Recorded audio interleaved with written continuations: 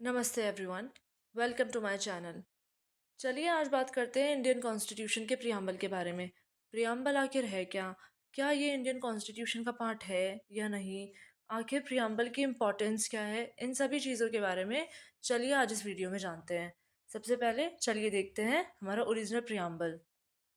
तो आप यहाँ देख सकते हैं हिंदी में और इंग्लिश में दोनों में हमारा preamble. Preamble refers to the introduction और प्रीफेस टू द कॉन्स्टिट्यूशन। मतलब प्रियम्बल एक इंट्रोडक्टरी स्टेटमेंट होता है जो उस कॉन्स्टिट्यूशन की फिलोसफी, उसके बेसिक गोल को डिफाइन करता है कि उस कंट्री का ऑब्जेक्टिव क्या होगा, उस कंट्री का नेचर कैसा होगा।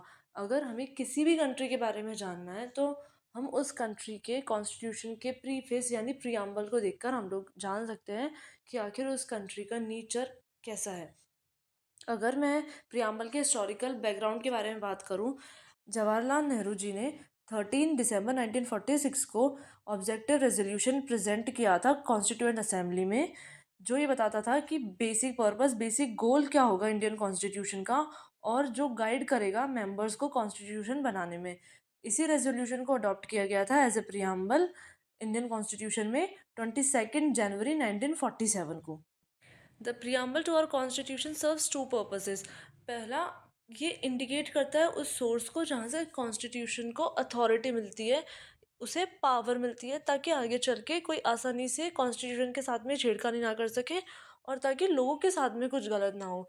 सेकंड, ये कॉन्स्टिट्यूशन के ऑब्जेक्टिव को बताती है, उसके पर्पस को बताती है कि हम ये चीज़ सपोर्ट करते हैं, ये चीज़ प्रमोट करते हैं और हम इस चीज़ के खिलाफ हैं। तो चलिए अब बात करते हैं कि क्या प्रियम्बल कॉन्स्टिट्यूशन का पार्ट है या नहीं, क्या इसे अमेंड किया जा सकता है या नहीं। Case first, the Berubari union case 1960 की। इसमें सुप्रीम कोर्ट ने कहा था कि पार्लियामेंट आर्टिकल 368 के थ्रू कॉन्स्टिट्यूशन के किसी भी पार्ट को अमेंड कर सकती है, लेकिन प्रियम्बल कॉन्स्टिट्यूशन का पार्ट नहीं है, इसलिए इसे अमेंड नहीं किया जा सकता है। लेकिन केशवानंद भारती केस 1973 में सुप्रीम कोर्ट ने अपना फैसला बदला और कहा, like any other part, preamble को भी हमने अडॉप्ट किया है, इनेक्ट किया है, इसलिए कॉन्स्टिट्यूशन का पार्ट है और इसे अमेंड किया जा सकता है पार्लियामेंट के द्वारा थ्रू आर्टिकल 368। लेकिन कॉन्स्टिट्यूशन के बेसिक फीचर, बेसिक स्ट्रक्चर के साथ में किसी भी तरीके का कोई बदलाव नहीं होना चाहिए। तो चलिए हम बात करते हैं प्रियम्बल से जुड़े हुए कुछ इंपॉर्टेंट कीवर्ड्स के बारे में। प्रियम्बल की फर्स्ट लाइन है we the people of India. इसका मतलब ये है कि इस कॉन्स्टिट्यूशन को भारत के लोगों द्वारा बनाकर भारत के लोगों को ही समर्पित किया गया है। इस देश को गवर्न करने की सारी पावर्स एंड रिस्पॉन्सिबिलिटी भारत के लोगों में ही निहित है। सेकेंड वर्ड है sovereign, the independent authority of state. इसका मतलब ये होता है कि हमारे देश से जुड़े हुए सभी इंटरनल अफेयर्स और एक्सटर्नल अफेयर्स के डिसीजंस हम लोग खुद लेंगे। हम लोग फ्री हैं हमारे अफेयर्स को मैनेज करने के लिए। कोई भी एक्सटर्नल अथॉरिटी हम पे कंट्रोल नहीं कर सकती है। हमारे द्वारा चुने गए नेता ही उन डिसीजंस को लेंगे। थर्ड वर्ड सोशलिस्ट, ये रिफ्लेक्ट करता है इंडिया की कमिटमेंट को towards achieving social and economic equality. इसमें स्टेट बहुत इंपॉर्टेंट रोल प्ले करता है इक्विटेबल रिसोर्सेज प्रोवाइड करवाने के लिए, लोगों को बेसिक एम्यूनिटीज़ प्रोवाइड करवाने के लिए, regardless of their social and economic background. Fourth word secular, इसका मतलब होता है स्टेट प्रोटेक्ट करेगा सभी रिलीजन्स को इक्वली। स्टेट का खुद का कोई ऑफिशियल रिलीजन नहीं होगा। Indian constitution positive concept of secularism को फॉलो करता है ताकि हारमनी बनी रहे, टॉलरेंस बना रहे और एक दूसरे के रिलीजन के प्रति रिस्पेक्ट रहे। अब बात करते हैं डेमोक्रेटिक की। इसका मतलब होता है rule of the people. Government चलाई जाएगी लोगों के द्वारा, लोगों के लिए, उनकी सहमति के साथ में। रिपब्लिक का मतलब होता है हेड ऑफ द स्टेट एक इलेक्टेड ऑफिशियल होंगे, कोई हेरेडिटरी मोनार्क नहीं होंगे।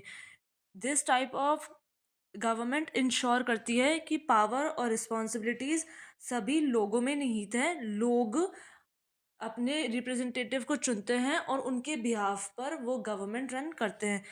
चलिए अब बात करते हैं कुछ ऑब्जेक्टिव्स की। जस्टिस, सभी लोगों को समान न्याय मिले, सोशल इकोनॉमिक पॉलिटिकल लेवल पर किसी के साथ में अन्याय ना हो। लिबर्टी, एब्सेंस ऑफ रिस्ट्रेंट्स, लोगों को फ्रीडम हो जो वो करना चाहते हैं, इक्वल अपॉर्चुनिटीज़ उन्हें प्रोवाइड करवाई जाए। Equality, absence of special privileges, किसी को भी स्पेशल ट्रीटमेंट ना दिया जाए, सभी लोगों के साथ में समानता का व्यवहार किया जाए। फ्रेटर्निटी, सेंस ऑफ ब्रदरहुड, लोगों के बीच भाईचारे की भावना हो ताकि समाज में हार्मनी बनी रह सके, देश उन्नति कर सके। प्रियम्बल अपने आप में बहुत इम्पोर्टेंस रखता है। सुप्रीम कोर्ट के बहुत सारे डिसीजंस में हम लोग प्रियम्बल की यूटिलिटी को समझ सकते हैं। दो प्रियम्बल इन्फोर्सिएबल नहीं होता है कोर्ट में, लेकिन प्रियम्बल कॉन्स्टिट्यूशन की इंटरप्रिटेशन में, कॉन्स्टिट्यूशन को प्रमोट करने में बहुत इम्पोर्टेंट रोल रखता है। तो ये कुछ डिसीजंस हैं जिन्हें प्रियम्बल से इन्फ्लुएंस होकर लिया गया है। For example anti discrimination laws, equality से related laws, freedom of speech and expression, minority rights के प्रोटेक्शन के लिए, फंडामेंटल राइट्स से रिलेटेड कुछ लॉज। इन सभी डिसीजंस पे प्रियम्बल एक महत्वपूर्ण भूमिका निभाता है। तो चलिए अब बात करते हैं प्रियम्बल के अमेंडमेंट की। अब तक प्रियम्बल में एक बार अमेंडमेंट हुआ है। 42nd अमेंडमेंट एक्ट 1976 के थ्रू वो किया गया है। इसमें सोशलिस्ट, सेक्युलर और इंटेग्रिटी को जोड़ा गया था और यूनिटी ऑफ द नेशन को चेंज करके unity and integrity of the nation को ऐड किया गया था। अगर आपको ये वीडियो अच्छा लगा हो तो please like, subscribe and share, और यहाँ तक बने रहने के लिए थैंक यू।